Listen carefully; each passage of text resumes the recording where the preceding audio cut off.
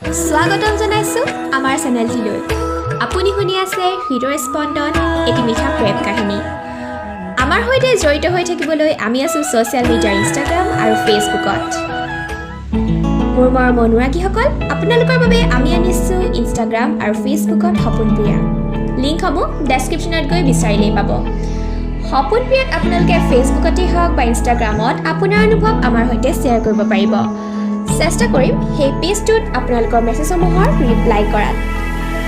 হৃদয় স্পন্দনৰ নৱম খণ্ডটিত শুনিলে বিভা ৰাধিকাৰ মাজত হোৱা পাহাৰত কাজিয়া। সেই কাজিয়াত মমীয়ে নিজৰ ভাৰ ল'ব নোৱাৰি পৰি যোৱা আৰু মৃত্যুৰ মুখলৈ যোৱা। বিশ্ববিদ্যালয়ত সকলোৱে গধুৰ মনটালৈ ঘৰলৈ গতি কৰা আৰু ঋষি বিভাৰ মনৰ কথা মনতেই থোৱা। ইয়াৰ পিছৰ খণ্ডবোৰ শুনিবলৈ আমাৰ চেনেলটি ছাবস্ক্ৰাইব কৰিবলৈ নাপাহৰিব।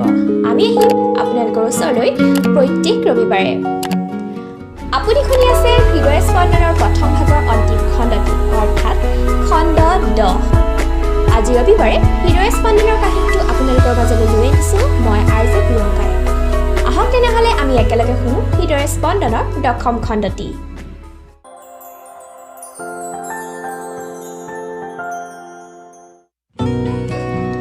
বৰ্তমান বিভা মাকৰ দৰে এগৰাকী শিক্ষয়িত্ৰী, কিন্তু তাই বিদ্যালয়ৰ নহয়, কলেজৰহে শিক্ষয়িত্ৰী, অৰ্থাৎ প্ৰফেচাৰ। ঋষিও অইলত চাকৰি পালে, সকলো থকাৰ পিছতো যেন কিবা এটা আধৰুৱা। বিভাই কিবা ভাবি থাকোঁতেই মাকে মাত লগালে তাইক।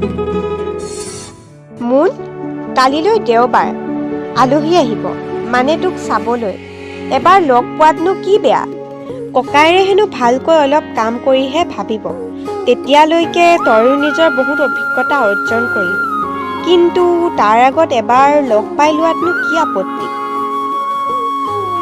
ঠিক আছে মা, তোমালোকে যি ভাল দেখা সেইটোৱে কৰা। মাক যোৱাৰ লগে লগে তাইও বাহিৰলৈ ওলাই আহি বাৰাণ্ডাতে বহিলহি। আজি মই কইনা হ'ব ওলালো তোমাৰ বাবে অজানা। কোনে কয় আন্ধাৰে কথা ক'ব নাজানে? কোনে কয় দুখ কেৱল জোনাকেহে নাইকিয়া কৰিব পাৰে? কোনে কয় সুখ জোনাকতহে বিচাৰি পোৱা যায়? আন্ধাৰতো পোৱা যায় সকলো, যদি তুমি বিচাৰিব জানা। ঋষিৰ লগত বিভায়ো কটোৱা সময়বোৰ এফালৰ পৰা মনত পৰি গ'ল, চকুলো ওলাই আহিল।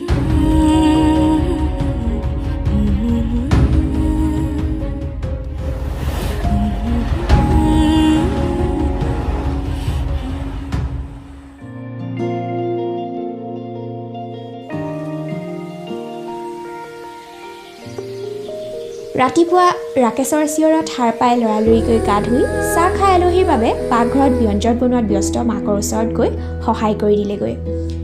যথাসময়ত আলহীও আহিল। তাইক আলহীৰ ওচৰলৈ নিয়া হ'ল। তাই কিন্তু এতিয়াও ল'ৰাটোৰ মুখখনকে নাই চোৱা। বাৰে বাৰে ঈশ্বৰক খাটিছে। তেনেতে সকলোৱে দুইটাক অকলে কথা পাতিবলৈ বিভাৰ ৰুমলৈ পঠিয়াই দিলে।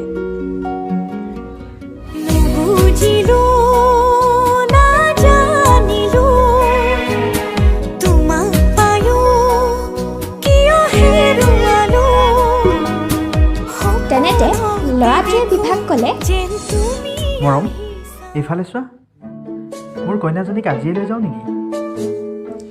মাতটো আৰু নামটো শুনি হতবাক হ'ল। ঘূৰি চাই দেখে ঋষি। তুমি? হয় গোসানী, মই। কেনেকৈ? মানে এইবোৰ এনেকৈ মই বুজা নাই। মুখেৰে ক'ব নোৱাৰিলোঁ আগত, কিন্তু এতিয়া গোটেই জীৱনটো একেলগে কটোৱাৰ প্ৰস্তাৱ দিলোঁ।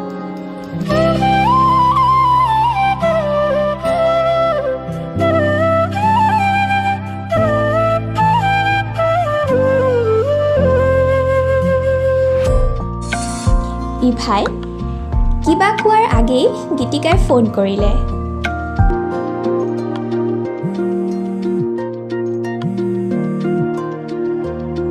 হেল্ল', তই কি ভাবিলি? তই কষ্টত থাকিবি আৰু মই হাতাপতি বহি থাকিম? কিন্তু তই ঋষিক কেনেকৈ চিনি পালি?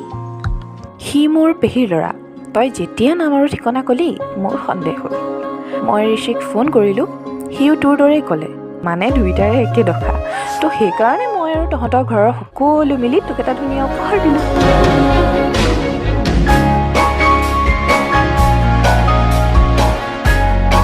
বিভাৰ মনটো ভাল লাগি গ'ল। বাহিৰলৈ দুটা ওলাই আহিল। ৰুচিৰ মাকে ক'লে, তেনেহ'লে বিয়া বহাগৰ 1 তাৰিখেই ঠিক কৰোঁ। কোনে কয় প্ৰেমৰ সম্পৰ্ক কেৱল মই তোমাক ভাল পাওঁ বুলি ক'লেহে আৰম্ভ হয়? এই বাক্যটি নকৈও আৰম্ভ হয় সম্পৰ্ক।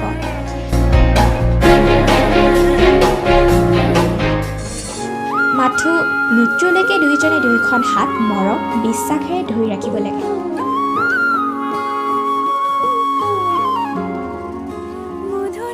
এক বহাগত বিভা আৰু ঋষিৰ বিয়া। আপোনালোকলৈও সাদৰেৰে নিমন্ত্ৰণ জনালোঁ। হাতে হাতে ধৰি আমি দুয়ো আগুৱা, সুখে দুখে মিলি দুয়ো গেলিয়া, এটি এটি পল হাঁহি হাঁহি উজ্বলা,